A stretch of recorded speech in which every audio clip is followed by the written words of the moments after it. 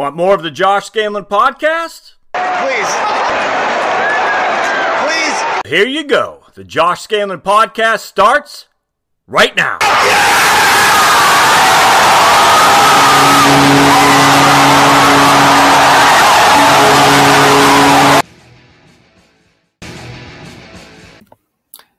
Welcome to Josh Scanlon Podcast, my friends. It is October 16th, 2018. Happy fall to you all today. Not going to do an interview today. We're simply going to read an article that I want to talk about the idea that healthcare costs result in half of the bankruptcies, if not more, out there in the United States. That has taken over as a fallacy in the vernacular today. It's actually cliched anymore to say, well, 50% of bankruptcies are caused by healthcare. It's simply factually incorrect. It's not true. It's a bull-faced lie. And so let's dive right into this. And this is going to be from an article written a few years back in SSRN, the Social Science Research Network, by a law professor named Gail Harriet. And she talks about, and I'll link to the show notes in here. It's a wonderful read. It's only 18 pages, and you should absolutely read it. But she says, misdiagnosis, a comment on illness and injury as contributors to bankruptcy and the media publicity surrounding it. So the article that created this fallacy of over half of bankruptcies are attributed to healthcare costs, the article was called Illness and Injury. All right, so Gail is talking about this article specifically. And from the Texas Review of Law and Politics, and again, you can find it for free on the SSRN website. An introduction. Early 2005, a barrage of media publicity accompanied Health Affairs' publication of illness and injury as contributors to bankruptcy. Just a few weeks before the U.S. Senate was scheduled to take up bankruptcy reform legislation. Headlines like, medical bills blamed in half of bankruptcies, and medical bills caused about half of bankruptcies, study finds, ran in newspapers all over the country. For a while, the publicity made bankruptcy policies seem almost glamorous. The problem with the headlines, though, is that they were false. The study made no finding whatsoever that medical bills were involved in half of all bankruptcies, nor did it find that illness or injury, at least in those terms are ordinarily used, were major, even minor contributors to half of all bankruptcies. Stripped of its rhetorical excess, the study's actual findings were far more modest, to the point that the media might not have been interested at all if they understood it better. Ordinarily, of course, it would be a mistake to hold a study's authors responsible for errors made in the media about its meaning. Such misunderstandings are common even when authors exercise abundant caution. But in this case, the authors should have been more careful. Now, let me just stop real quick. You may or may not remember Ben Rhodes, who's one of the headwigs with the Obama administration. And during the whole Iranian deal, nuclear deal that Obama and John Kerry was so hip to get the United States to sign on for, Ben Rhodes said explicitly that the media was comprised of 27-year-old, basically know-nothings. And he said we could feed them a bunch of junk and they're just going to sit there in awe and regurgitate what we tell them. And there are a couple of things for that. It's because they're all liberal-leaning media anyway. But B, this is what's called an appeal to authority. And so if it's written from above by the government or by Harvard, oh my goodness, Harvard scientists, they must know everything.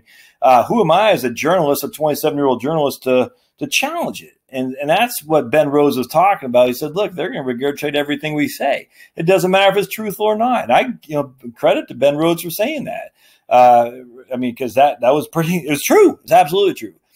The idea that the media is not responsible for misinformation is silly. They peddle it. They absolutely do to pursue their own narratives for sure and their own political biases. There's no getting around that anymore. I mean, the idea of Walter Cronkite even being a bipartisan guy just searching for the truth is silly. And Walter Cronkite talked about the Tet Offensive as it was a big blunder for the United States, when actually it was a huge win, and we could have knocked the NVA out right then if we just would have pursued it. Now, look, should we have been there or not? I don't know. But the Tet Offensive was a huge victory for the U.S., a huge defeat for the communists. Absolutely.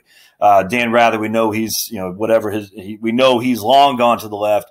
Walter Cronkite also happened to be a big proponent of huge gun control. Didn't think any civilian should own a handgun. So take that for what it's worth. You think that didn't affect his reporting. But even before that, Walter Duranty from the New York Times, big sympathy towards the communists. In fact, the New York Times had him as their Moscow chief bureau chief there, and he was reporting that it's basically milk and honey in the Soviet Union, even though Stalin was killing millions of Ukrainian farmers, the kulaks, people had no food is sad. But Durante wasn't living like that because of propaganda. He loved it. He was living large as a propagandist for the communists, and he bit hook, line, and sinker. Just sad and just sad. All right. So regardless of their intention, they gave the media the reason that the authors, the reason to believe the study concerned bankruptcies caused by the crush of medical bills, which despite the media's readiness to believe was simply not true. The press release accompanying the study by Physicians for a National Health Program. So anytime I see Physicians for something, Physicians, in this case for National Health Program, tells me they advocate single payer, and it turns out they did. I knew that the minute I saw a National Health Program, I knew they were advocating single payer, which means the study already is flawed, in my opinion, because they're going to push a propaganda point, which they have.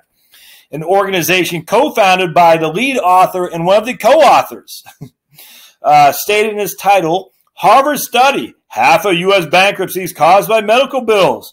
Similar, the announcer by study of the study by Harvard Law School, at which another of the authors, the study's co-authors, is a faculty member, misreported that nearly half of all Americans who file for bankruptcy do so because of medical expenses. Ah, yes, indeed.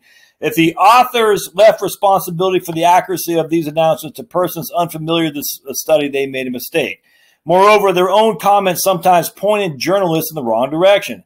In commenting to the media, lead author, remember this name, David Heimelstein, stated, our study is frightening. Too often private health insurance is an umbrella that just melts in the rain. And co-author Elizabeth Warren, remember, the person who lied about her Cherokee heritage. And for those who disputed that she never claimed she was, yes, she absolutely did. Read the cookbook, Pow Wow Chow. It says in there, Elizabeth Warren, Cherokee. I did not say that. Her political enemies did not say that. She stated that. So don't tell me she did not front like she was a Cherokee. She was passing, as the old terminology was, as a Cherokee when she absolutely was not, is not. And she used that Native American legacy of tragedy to try to advance. And she did so successfully, her own ethnicity, her own cause, personal cause on the backs of those people. It's absolutely horrific. And she should absolutely be ashamed of herself. And it's like Rachel Dolezal, the white lady who acted like she was black to get all the benefits of being black. African Americans have suffered greatly in the United States. Look, we can argue all day long whether an affirmative action helps them or not, but certainly a white person should not get the benefit of affirmative action, and a white person should not get the benefit of minority preferences for Native Americans either, just because they claim they are that minority. Those should go to true minorities, regardless of what your thoughts are on affirmative action, which I don't like. But however, if you're white, you absolutely should not be getting the benefits of those programs specified to make up for bad treatment that white people perpetrated on these groups of population. That's just a fact. And both Elizabeth Warren and Rachel Dolezal, and you may or may not remember her, but she was in the news a few years back, plus others have used the pain and suffering of these ethnicities to their own benefits. It's absolutely shameful. Their emphasis on healthcare here's what Elizabeth Warren says. A broken healthcare finance system is bankrupting middle-class America. Their emphasis on healthcare financing encouraged journalists to believe that the study focused on bankruptcies that were indeed the result of a broken healthcare system, is what they're trying to imply. Their dramatic language suggested that the study had uncovered something on the topic that should frighten or shock Americans. Should the media also sharing the blame for these vast amounts of misinformation? Of course they should. But again, if you take a cynical look, as I did, having grown up by hippie parents, to be cynical of all authority. Any authority that states anything should be challenged with a wavering eye to say, is that true? Because if it comes from authority, it's most likely the propaganda to keep those in authority. So you always got to be a cynic and challenge it at all times. So just remember that, and yet the appeal to authority now runs amongst what's the word, with our our media betters, that's for sure. Study about medically related bankruptcy, broadly defined, not medical bills. The truth is that the study is not about bankruptcies caused by medical bills. It is not about bankruptcies caused by illness. It is about bankruptcies that can, at least if you're willing to stretch things, be classified as medically related. Its central findings are 54.5% of all bankruptcies have a, quote, medical cause, and that 46% of all bankruptcies have a, quote, major medical cause. But medical cause and major medical cause are specially defined terms. Not everyone whose bankruptcy was classified as having a medical cause or a major medical cause would agree that the illness and injury were involved. Some would even laugh at the notion.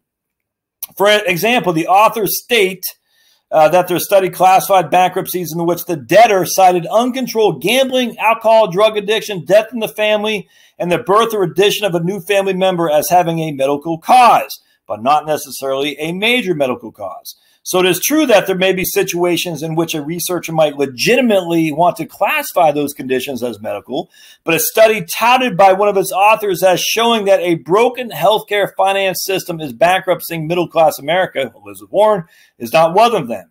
A father who has gambled away his family's mortgage payment is not likely the victim of crushing medical bills, and reforming the healthcare finance system will do nothing to solve that problem. Similarly, new parents who find they can no longer afford their previous lifestyle now that one of them has to stay home with the baby will usually find the pediatricians bill the least of their problems. Babies are a financial hardship regardless of, even if the hospitals give them away for free. Even the media had correctly reported, if the media had correctly reported that the study was not about bankruptcies caused by the crush of medical debt, but about bankruptcies with a medical cause, it still would have been inappropriate to include these bankruptcies in the count. Again, the bankruptcies caused by drug and alcohol, gambling, and the addition of a newborn. So, to give an example, my wife and I both work full-time, both making, I wouldn't say, we're decent money if we combined that we had no kids, working full-time back then. Wife gets pregnant, we have a baby, she quits her job. She's making more than I was. We could not live on the same lifestyle we had before. We had one less income, which is actually less. She was making more than what I was. So we had 40% of the income with 50% more mouths to feed. All right. So if we were living on that same lifestyle and we couldn't afford it, we declared bankruptcy, we could not say that's a major medical cause that caused it. It was absolutely not the case. But that's what Elizabeth Warren and Himmelstein do in their study, quote unquote, to prove that bankruptcies cause 50 or healthcare costs 50% of bankruptcies. Few of those concerns about bankruptcy policy understand the term bankruptcy with a medical cause to include bankruptcies caused by gambling. Moreover, let's see, many people, perhaps most, believe that debtors beset by traditionally defined serious illness or injury ought to be granted leniency in terms of bankruptcy protection. The higher proportion of bankruptcies attributable to such misfortune, the more lenience the public may agree to in the formulation of bankruptcy policy. But there is far less agreement that debtors beset by gambling, alcoholism, or drug addiction should be protected by the easy availability of the bankruptcy option.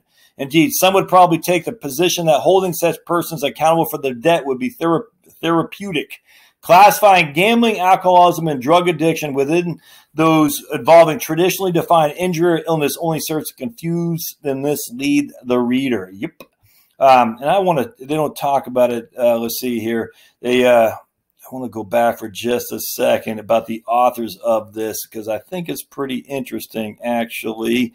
Bear with me just a second. Yeah, in terms of the authors, yeah, here we go. All right, so here's the authors. So we know Elizabeth Warren, she's a fraud. We know that, all right? Now, look, if you're a liberal Democrat and you want to unsubscribe, by all means do so. I'm not here to challenge liberal Democrats. I was born and raised a man of the left. I just hate frauds. That's all there is to it. Hypocrisy. I hate frauds. That's for sure. But the other guy, Himmelstein, let's read about what he has read. Lead author, Dr. David Himmelstein, and co-author of this study, Dr. Stephanie Woolhandler, are co-founders of Physicians for National Health Program, which again is the group I just referred to at the beginning, an organization that advocates a single-payer system as the only solution to solving the United States' many healthcare problems. So if that's their organization advocating for single-payer healthcare, do you think it's come up with a study that advocated that single-payer, that health insurance or health bills were not a big problem? No, of course not. Dr. Himmelstein and Woolhandler have been longtime supporters of the single-payer system. See David Himmelstein writing, Bleeding the Patient, the Consequence of Corporate Healthcare, but it gets worse. Here they had written a national health program. Listen to this. Northern Light at the end of the tunnel. That's one of their things. Northern Light at the end of the tunnel. One of their articles in the Journal of JMA Medical Association. I forgot what the JMAA Journal. I forgot what it stands for, but it's the medical journal. Then Himmelstein and Woolhandler. Listen to this. This is an article they had written. The corporate compromise, a Marxist view of health maintenance organizations and prospective payment. They are self-identifying, my friends, as Marxists. So we're going to use a group that is identifying themselves as Marxists, the most evil theology we saw in the 20th century that still is here today in terms of the number of innocent people died and dead and brutalized because of Marxist theology. A Marxist is writing policy that the media has glommed onto to say that if you're going bankrupt, the 50% of the time is because of medical bills. And that same Marxist who's advocating a single payer health insurance system, i.e. government funded and government provided, that a socialist health system. That's what a single payer is. And on top of that, his compatriot, Elizabeth Warren, who back then we didn't know was such a fraud. We kind of did, but now we know is absolutely a fraud. And that was what was who perpetuating this silliness of bankruptcies cost 50 or health costs 50% of the bankruptcy. So let's keep going here. I'm going to talk about how, let's see. So we already talked about they use gambling as part of that alcoholism and adding addition of a baby in a drug addiction. Part 3, only 28.3% of debtors cited illness or injury as among the reasons for the bankruptcy. Well, the study takes the position that 54.5% of all bankruptcies have a medical cause and 46% of all bankruptcies have a major medical cause. It is important to note that only 28.3% of all debtors questioned for the study cited illness or injury as a reason for their own bankruptcy. And even that figure is bloated. The authors gave debtors an extensive list of possible reasons for their bankruptcies and encouraged them to check all of those that applied. There are 16 things they could check, my friends. 16. Credit card debt out of control, car accident, trouble in managing money, addition of a family member, victory of a fraud, divorce or family breakup, job problems, and then injury or illness is one of them. The 28.3% figure was obtained from the results of that question. So just pick one of the 16 or all of them if you want. Any bankruptcy of a debtor who cited illness or injury of self or family member was counted as having a major medical cause, regardless of how many other reasons were also cited. The study, imagine this, fails to make that clear. Although it states that some debtors cited more than one medical contributor, it fails to make clear that some debtors no doubt checked both major and medical and non-medical reasons for their bankruptcy. Some may even have checked all 16. Such bankruptcies were nevertheless recorded as having a major medical cause. A more cautious approach to study medically related bankruptcies might have been to proceed from the 28.3% figure to determine which of these cases involve bankruptcies in which illness or injury was a primary cause or even just a major cause rather than simply a cause. This is where the telephone interviews could have been useful. A compulsive gambler or shopper who optimistically hoped that he could pay off his debts by working evenings as a waiter might in good faith answer that illness or injury was a reason for his bankruptcy. A reason again, not the reason, a reason. If he sprains his ankle, must therefore give up his evening job for 2 weeks, but not his full-time day job. But he is unlikely to regard that illness or injury as a primary reason for his predicament. Instead of paring the 28.3% down to those cases in which illness or injury was a primary case, a cause, or major contributor to the bankruptcy, the authors chose to move in the opposite direction. In order to get the 46.2% of all bankruptcies being caused by a major medical cause, they assumed that all cases, in which the debtor cited illness or injury were not only legitimate, but worthy of characterization of having major medical causes. And they added the following doubtful categories. This gets crazy. All cases in which the debtor had more than 1,000 unreimbursed medical expenses over the course of the 2 years prior to the bankruptcy. Even if the debtor himself did not cite illness or injury as among the reasons for his bankruptcy. So if they had $1,000 in unreimbursed medical expenses at any time within 2 years of filing for bankruptcy, even if they didn't cite that as a cause for the bankruptcy, that was still listed as a major cause, major medical cause for bankruptcy. Nobody likes to have to pay $1,000 in unreimbursed medical expenses, even if it's spread over 2 years. But for most Americans, it is not catastrophic. As for many individuals and families, it is routine. It may not even require illness. And I tell you, having 6 in our family, just braces comes to mind. Braces, many broken bones, eyeglasses. We got eyeglasses, we got braces, we got broken bones. You name it. We have all kinds of unreimbursed medical costs. So the idea that that is considered the prime, we never bankrupt, but if we were, the idea that Elizabeth Warren and the Marxist physicists would say that is the cause of our bankruptcy is absolutely absurd. It's silliness. It's fraudulent. It's fraudulent. To designate all such cases, regardless of the circumstances of bankruptcy, as a major medical cause is misleading. Many of the same debtors no doubt spent more than $1,000 in telephone bills over a 2-year period. And remember, this is 2006. Look at my cell phone here. We spend, what, $200 a month for a cell phone. So they're just talking $1,000 over the course of a year. I'm talking $200 a month. Yet, presumably, the authors would not claim that the high price of telephone service is a bankrupting middle class, or that a broken telephone finance system is a significant part of the problem. Oh, but wait, remember Fidelity's study on health and cost in retirement. Oh my goodness, if you don't have $286,000 and you're going to pay $286,000 to healthcare costs in retirement, we're all going doomed. That's what Fidelity screams every single year. You're all going to go bankrupt because of healthcare costs in retirement. But no one ever says how much it costs for your cell phone, or the cost to put gas in your car, and how much they aggregate that in terms of your cost of retirement, never mind property taxes. It bears emphasis by adding this category that authors are also adding only bankruptcies in which debtors did not cite illness or injury as even one reason among their many. So Warren and the Marxist physicists are double dipping. You did not cite illness for a cause of your bankruptcy, but because you had $1,000 of unreimbursed medical costs within the 2 years, we're going to cite it for you. And it's just, again, fraudulent. Let's keep going. Okay, here's number 2. All cases in which the debtor or the debtor's spouse lost at least 2 weeks of work-related income due to at least in part an illness or injury, even the debtor himself did not cite illness or injury, is among the reasons for his bankruptcy. The $1,000 standard in the previous category was set unrealistically low, especially given its application to all income levels and all family sizes, i.e. my family has $1,000 a day of reimbursed medical costs. That is true of this category. Although not necessarily catastrophic, the loss of 2 weeks of income due to illness or injury is less likely to be routine for an appreciable segment of the population. In the questionnaire used to generate the data for the study, however, debtors were not asked if they had lost at least 2 weeks of injury, 2 weeks of income on account of an injury. Instead, they were asked if they had lost at least 2 weeks of work-related income since January of 1999.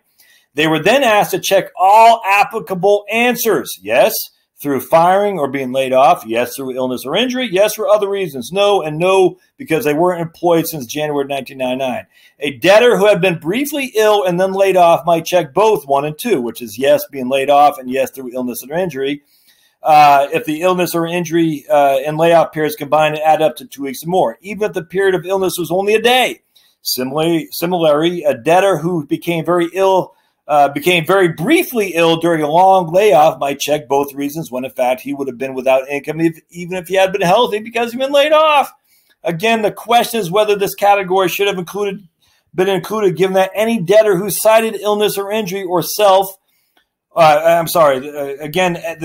any debtor who cited illness or injury of self or a family member had already been included in the account.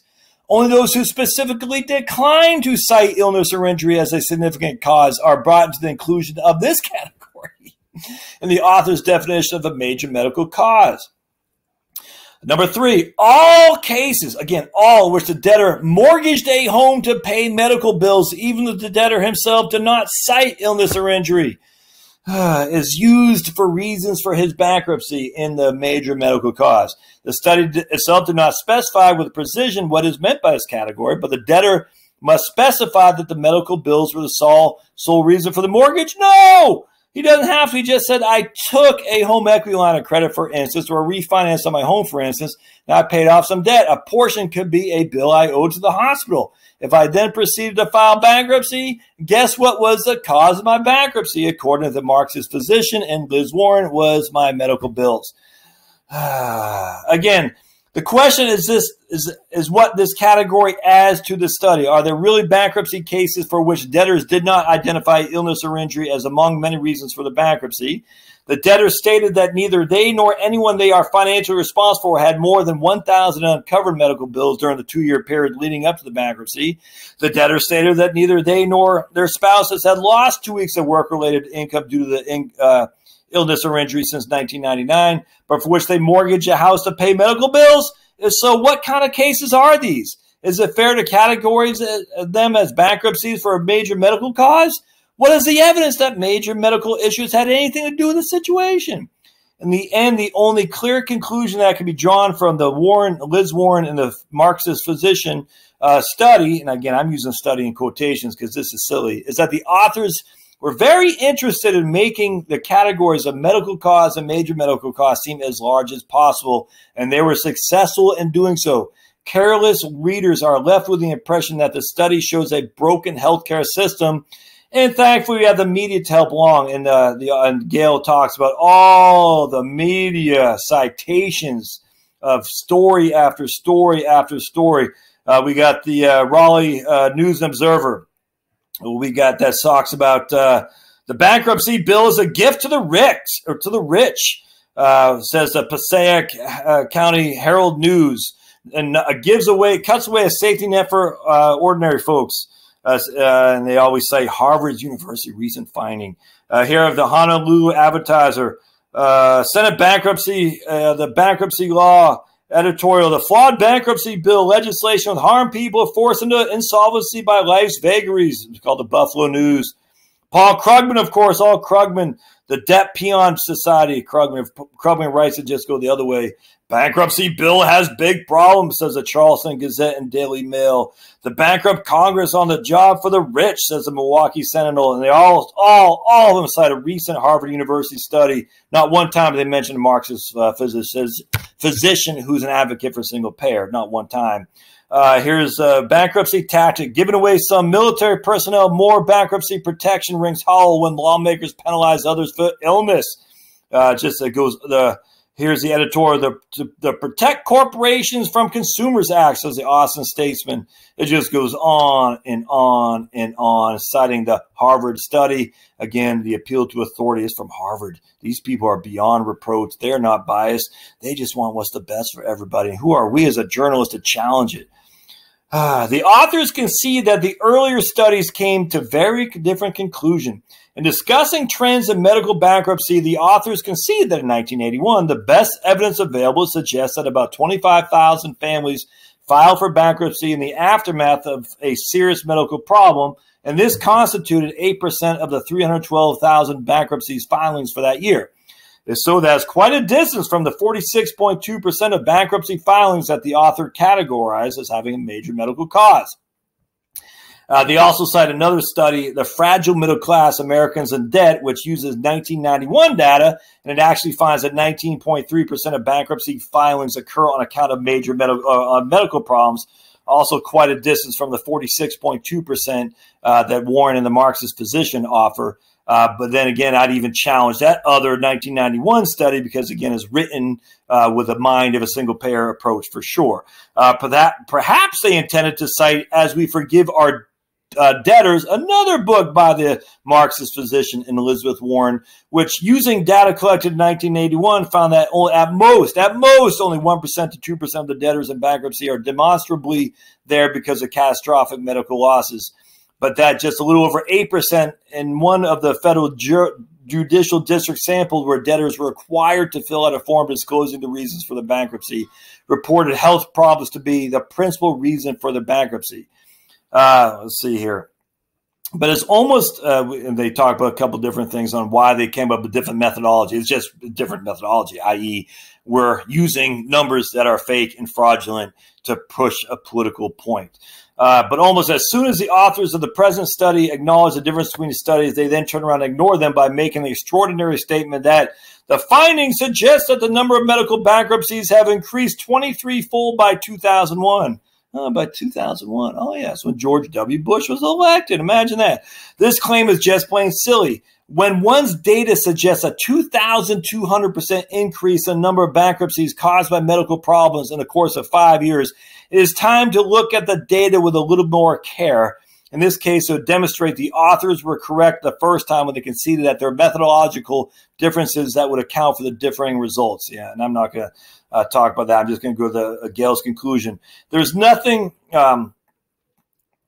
interesting. One of the authors of The Fragile Middle Class was also, which again reported that the middle class is coming undone because of bankruptcies, healthcare costs, is also one of the co-authors of this study here, the fraudulent Harvard study.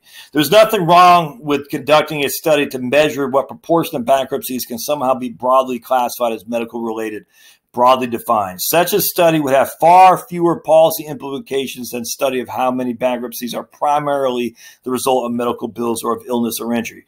But there's no reason why it should not be studied, provided that the authors make clear what the study is all about, as this was not done in this case. On April 2005, Bush signed the Bankruptcy Abuse Prevention and Consumer Protection Act into law, despite the arguments generated from this study. Again, I use study with scare quotes because it's silly. Here's hoping he did the right thing. No doubt it would have been helpful to have up-to-date, accurate, empirical information about how often crushing medical bills are the primary cause of bankruptcy, and even how often illness or injury is a major cause of bankruptcy. While illness and injury as contributors to bankruptcy was touted as a study addressing those issues, it did not. Man, I could not agree more. So I tell you, folks, there's just so many studies. Now we got the guy from Cornell with his silly studies on if you have a bigger plate, it'll make your portions look smaller, which tells your brain you can eat more. This guy's a fraud. I just literally read, where was that? Let me just go back. Just today, Harvard, actually, of all places, had to retract. Here, bear with me just a second. I'll tell you exactly what it is. A bunch of articles. Let's see here. Harvard had to retract. The science was settled, but not anymore. Harvard calls for retraction of dozens of studies by noted cardiologists. So we got study after study from Harvard, by Cornell, the Ivy League. We had the Michael Mann stuff, and that's a fraud. We know that for a fact, too. That's the global warming, the hockey stick fallacy. And just study after study after study. Never mind the high carbs, the Ansel Keys stuff. Never mind. There's so much bad crap out there. And at the end of the day, if it comes from the media, you know they're playing political games. They're using propaganda from the headlines to push a political operation, always to the left, never towards the likelihood of freedom. So always remember that, my friends. If there's anything I can tell you, look at everything with a questioning eye, and you'll be better served. In fact, I would doubt everything. What else are you going to do? I mean, this study right here is complete fraud, without question. And yet, look, it bumped Elizabeth Warren to presidential aspirations. It's scary what a fraud can do. And what did Twain say, or Abraham Lincoln? I think it's Mark Twain. A fraud can get halfway around the world. A fraud can get halfway around the world before the truth can strap its boots on. All right, my friends, if you like the Josh Scanlon podcast, don't forget to subscribe. Always give me 5-star ratings if you can. Go to the YouTube channel at youtube.com/Heritage Wealth Planning. And you can always find my blog at heritagewealthplanning.com. We'll see you next time. Thanks now.